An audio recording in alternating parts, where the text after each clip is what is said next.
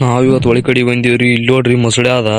ನಮಸ್ಕಾರ ರೀ ನಮ್ ಕರ್ನಾಟಕ ಮಂದಿಗೆ ಶೇರ್ ಮಾಡರಿ ನಮ್ ದವಾ ನಮಸ್ಕಾರ ರೀ. ಯೂಟ್ಯೂಬ್ನಾಗ ನಾವ್ ಫಸ್ಟ್ ಮಿನಿ ಬ್ಲಾಗ್ ಆದ್ರಿ, ಎಲ್ಲಾರು ಸಪೋರ್ಟ್ ಮಾಡ್ರಿ, ಹಿಂಗೆ ಶೇರ್ ಮಾಡ್ರಿ.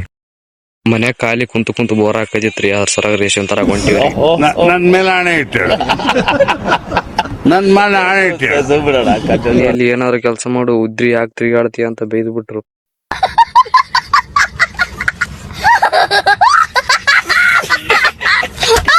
A few moments later.